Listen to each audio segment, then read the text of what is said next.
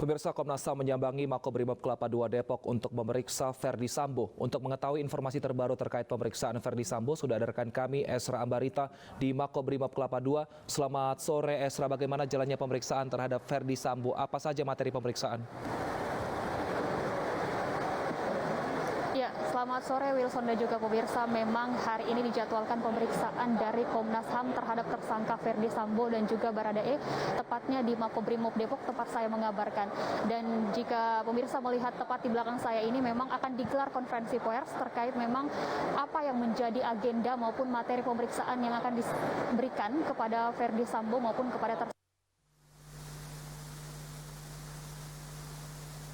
Menunggu karena tadi setibanya di Makobrimob ini dari Komnas HAM maupun dari Wakapolri enggan memberikan keterangan mengenai apa yang menjadi agenda pemeriksaan. Hanya secara garis besar ini adalah pemeriksaan yang sempat tertunda yang seharusnya dilakukan pada hari Kamis kemarin, di mana Komnas HAM melakukan penundaan karena difokuskan terlebih dahulu untuk tim khusus. Dan kemarin juga tim khusus dalam konferensi pers dari tersangka Ferdy Sambo selaku aktor intelektual yang melakukan pembunuhan terhadap Brigadir J atau Brigadir Nofriansyah Huta Barat diungkapkan karena merasa terpuruk emosi dan kemudian atas tindakan yang dilakukan almarhum Brigadir Yosua kepada istri tersangka Ferdy Sambo yakni Putri Chandrawati, di mana ini konteksnya melakukan pelecehan seksual di Magelang, dan ini merasa melukai harkat martabat dari Ferdy Sambo. Kemudian Ferdy Sambo pun melakukan pembunuhan berencana kepada tersangka almarhum Brigadir Yosua dengan melibatkan tersangka lainnya yakni Bribka RR, kemudian juga tersangka KM dan juga Baradae, di mana Bribka RR dan juga Baradae merupakan kedua ajudan tembak-menembak di rumah dinas di Duren di Jakarta Selatan maksud kami. Dan hingga saat ini kami akan mengikuti lebih lanjut dan juga pemirsa apa yang menjadi motifnya, apakah akan sama kembali kita kembalikan ke penegak hukum. Nanti kita akan mengikuti juga terkait dari materi yang akan disampaikan dari Komnas HAM maupun dari Wakapolri. Wilson. Ferdy Sambo, adakah agenda lain juga dari pihak Komnas HAM untuk memeriksa tersangka lainnya?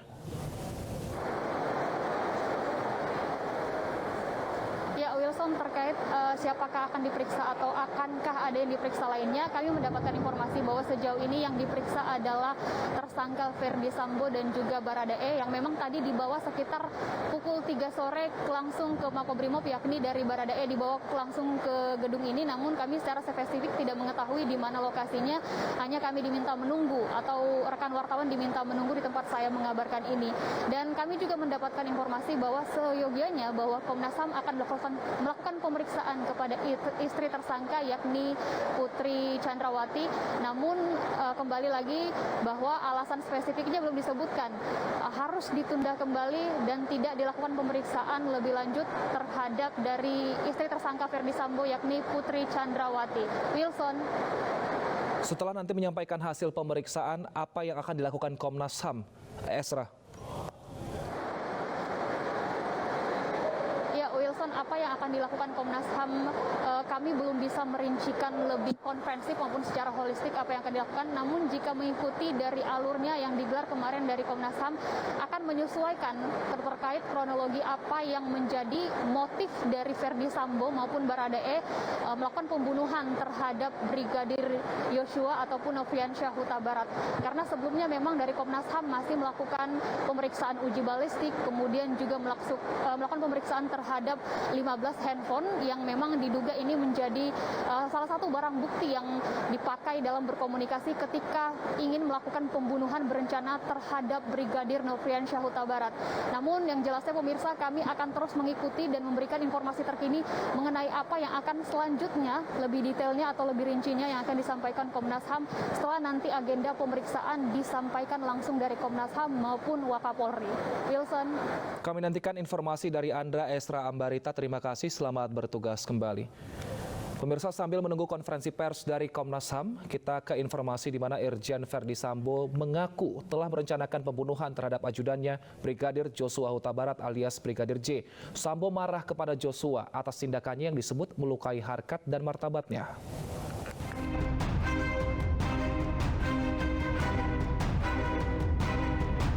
Tersangka pembunuhan Brigadir Joshua Irjen Verdi Sambo mengungkap alasan membunuh Brigadir Joshua kepada penyidik saat diperiksa di Makobrimob kemarin.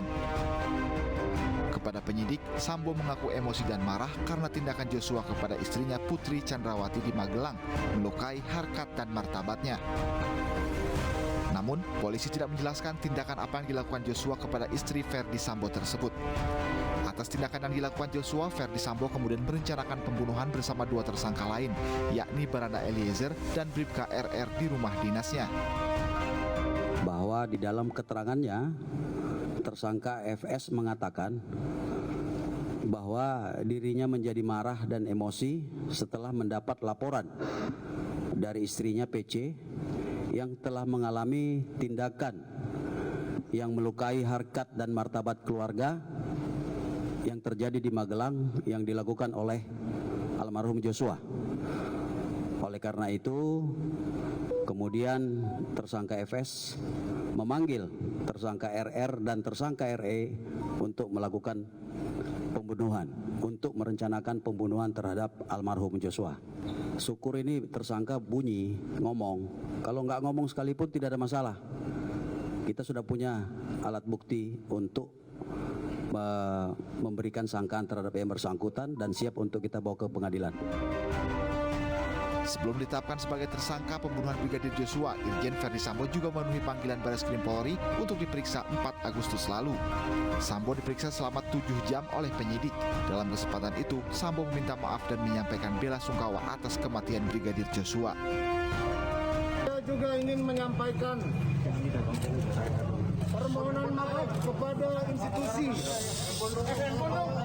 terkait peristiwa yang terjadi di rumah dinas saya di Duren 3. Kemudian yang kedua, saya selaku ciptaan Tuhan menyampaikan permohonan maaf kepada institusi Polri. Demikian juga saya menyampaikan bela sungkawa atas meninggalnya Brigadir Joshua. Semoga keluarga diberikan kekuatan. Namun semua itu terlepas dari apa yang telah dilakukan saudara Joshua kepada istri dan keluarga saya. Mantan Kadif Propam Polri Irjen Verdi Sambo ditetapkan tersangka pada 9 Agustus lalu.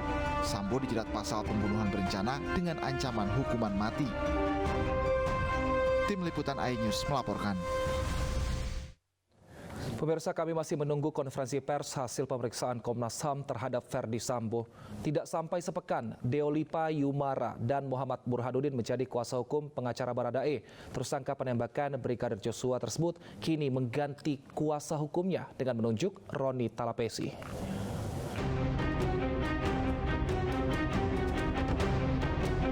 Barada Richard Eliezer atau Baradae, tersangka penembakan Brigadir Joshua kembali mengganti pengacaranya. Kini, ajudan mantan Kadif Propam Irjen Verdi Sambo tersebut menunjuk Roni Talapesi sebagai kuasa hukum yang akan membelanya. Drama pergantian pengacara tampaknya mengiringi Baradae. Sebelumnya pengacara pertama, Andreas Nihot Silitonga, memilih mundur pada 6 Agustus lalu.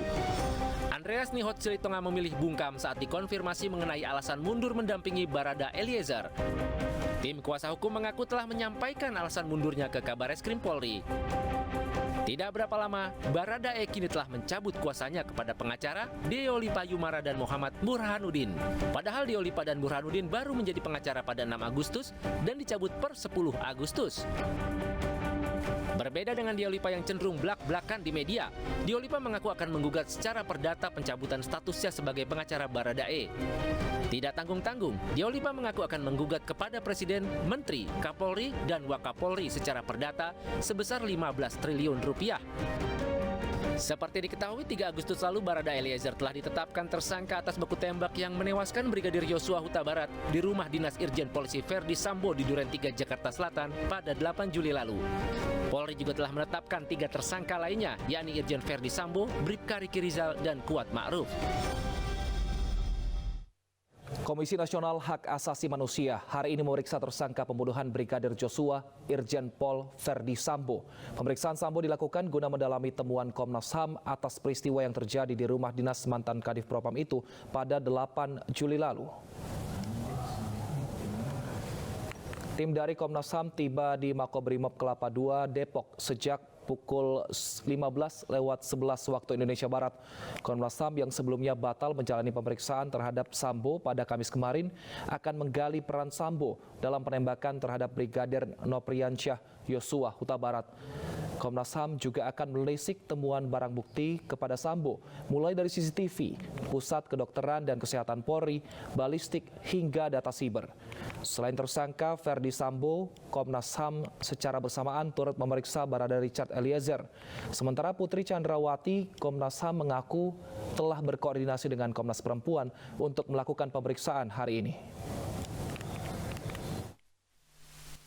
Anam sama Pak BK dengan beberapa anggota tim ini segera ke Makobrimob Makobrimob untuk meminta keterangan, memeriksa saudara FS dan E. Kemudian nanti ada satu tim lagi yang itu seperti kemarin sudah kami sampaikan, ya bekerjasama dengan Komnas Perempuan itu memeriksa Ibu. Pemeriksaan Komnas HAM terhadap Ferdi Sambo masih berlangsung hingga saat ini dan kami masih menunggu konferensi persnya. Tim khusus Polri membutuhkan waktu 1 bulan untuk menemukan tersangka utama pembunuhan Brigadir Joshua. Sebelum penetapan tersangka, polisi menggeledah rumah Ferdi Sambo dan membawa sejumlah barang bukti.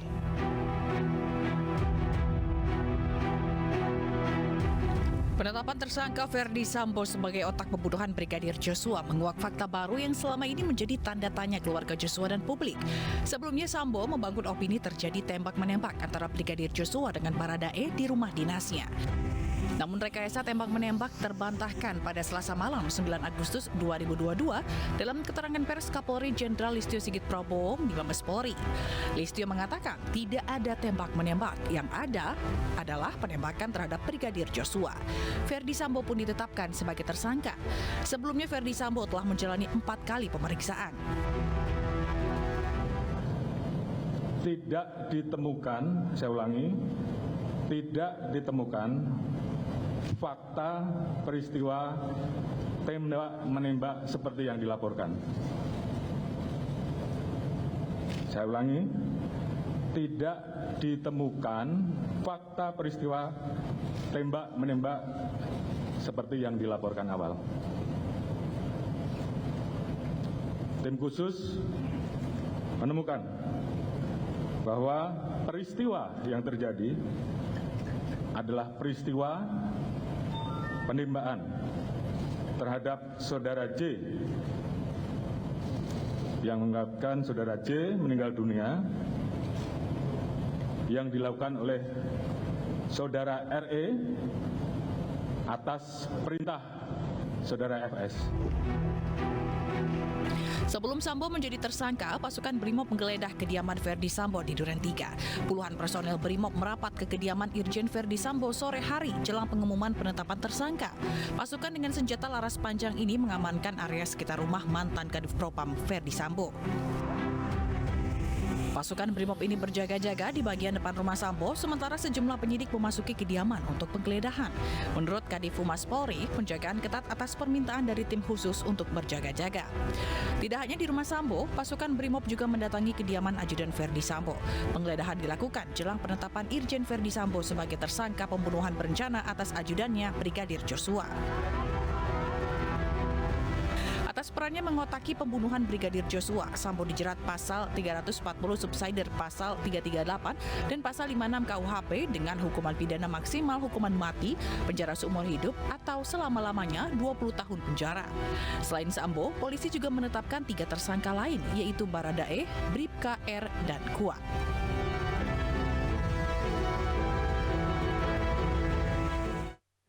Pemirsa, kita tunggu bersama konferensi pers hasil pemeriksaan Komnas HAM terhadap Ferdi Sambo dan kami akan kembali usai jeda, tetap bersama kami.